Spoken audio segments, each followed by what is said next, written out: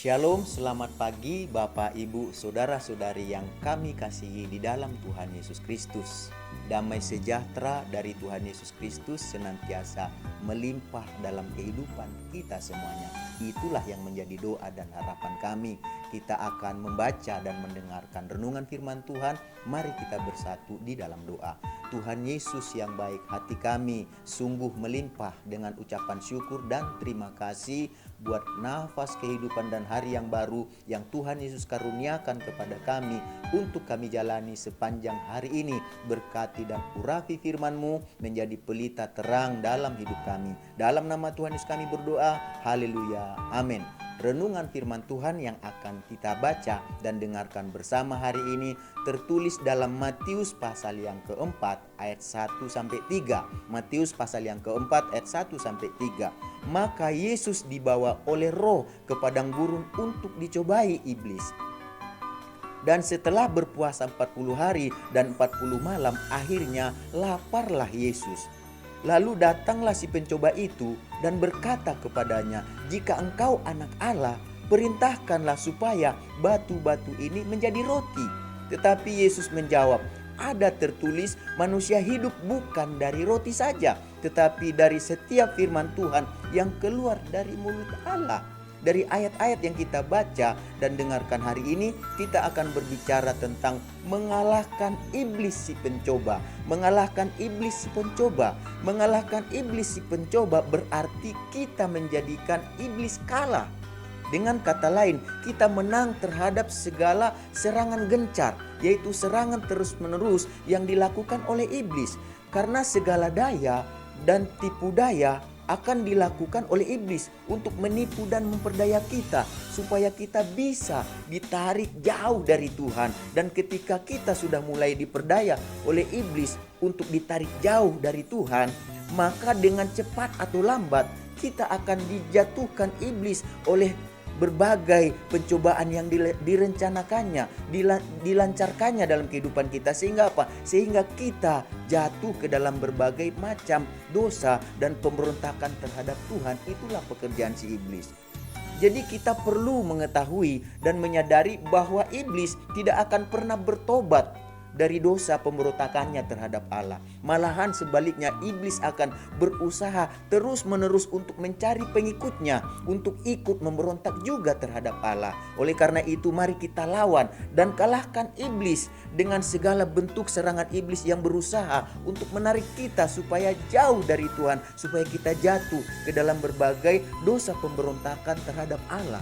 Jadi melalui ayat-ayat firman Tuhan yang telah kita baca dan dengarkan hari ini, kita belajar bagaimana iblis mencobai Tuhan Yesus dengan berbagai pencobaan. Dan Tuhan Yesus selalu berhasil melawan dan mengalahkan segala serangan iblis si pencoba itu.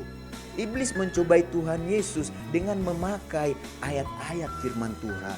Jadi Bapak, Ibu, Saudara-saudari yang kami kasihi dalam Tuhan Yesus, setelah Yesus berpuasa 40 hari dan 40 malam, iblis datang kepada Tuhan Yesus untuk menyerangnya dengan berbagai pencobaan. Dan yang menarik dari berbagai pencobaan tersebut adalah iblis sangat mengetahui apa yang diinginkan, apa yang dibutuhkan oleh Yesus sebagai manusia pada saat ia dicobai.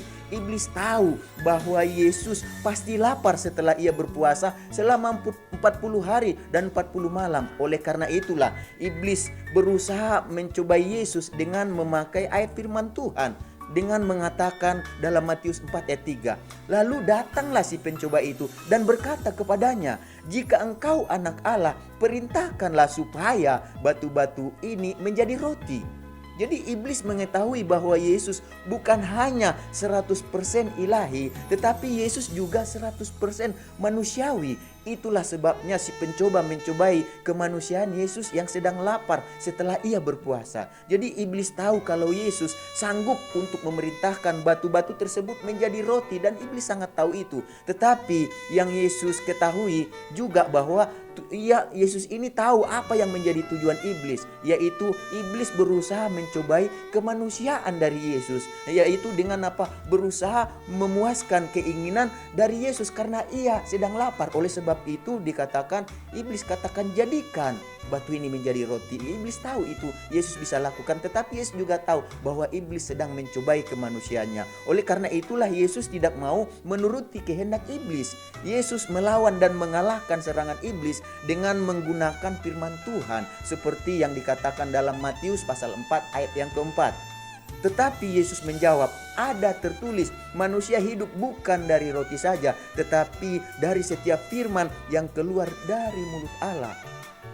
Jadi kalau kita juga membaca dalam Matius pasal 4 ayat 1 sampai 11, kalau kita baca dalam Matius pasal 4 ayat 1 sampai 11, melalui ayat-ayat tersebut dijelaskan bagaimana iblis si pencoba berusaha sebanyak 3 kali untuk menyerang kemanusiaan Yesus dengan memakai ayat-ayat firman Tuhan. Tetapi iblis tidak berhasil menjatuhkan Yesus ke dalam pencobaan yang dilancarkannya.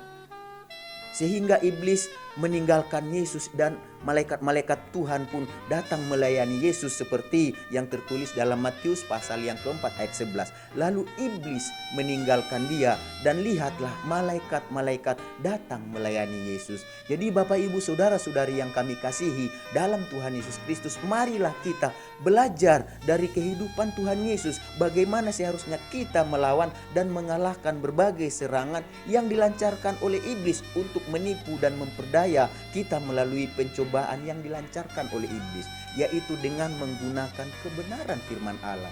Jadikanlah hati kita sebagai tempat untuk menabur dan menyimpan benih firman Tuhan yang kita baca dan yang kita dengarkan. Lalu lakukanlah firman Tuhan yang tersimpan dalam hati kita, supaya hati kita bertumbuh dengan baik dan menghasilkan buah ketekunan, seperti yang tertulis dalam Lukas pasal 8 ayat 15.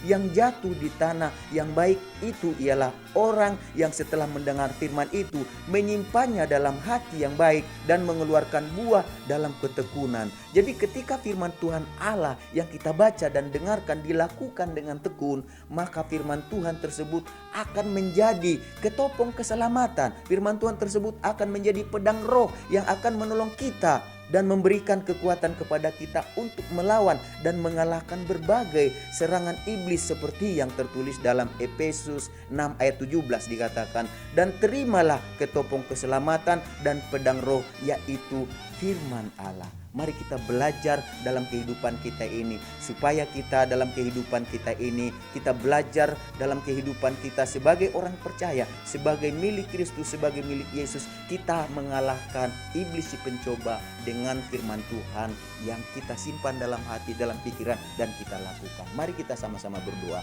Tuhan Yesus, kami mengucap syukur buat firman-Mu yang sudah kami baca dan dengarkan. Jadikan kami bukan hanya penyampai dan pendengar, tapi pelaku firman-Mu Tuhan, supaya kami melihat dengan firman-Mu Tuhan Yesus yang kami baca dan dengarkan, kami lakukan, kami mengalahkan segala tipu daya dan serangan iblis terhadap kami yang berusaha menjauhkan kami dari Tuhan, menjatuhkan kami terhadap dosa pemberontakan terhadap Allah. Kami percaya Tuhan, dengan firman Tuhan yang kami dengarkan, dengan firman Tuhan yang kami baca, dengan firman Tuhan yang kami lakukan, kami akan menjadi pemenang. Terima kasih Tuhan, berkati juga bangsa negara kami dan segala pemerintahan pemimpin yang dipercaya, presiden, wakil presiden, menteri-menteri, semua jajaran yang ada. Berkati mereka dengan kekuatan hikmat-Mu untuk mengelola, mengatasi pergumulan persoalan yang ada. Kami selalu rindu Tuhan, berharap supaya bangsa kami ini menjadi bangsa yang takut akan Tuhan, bangsa yang bertekuk lutut di bawah kaki-Mu dan yang mengaku dengan lidah bahwa Yesuslah juru selamat kami. Kami berdoa buat umat Tuhan, anak Tuhan yang ada di tengah bangsa ini.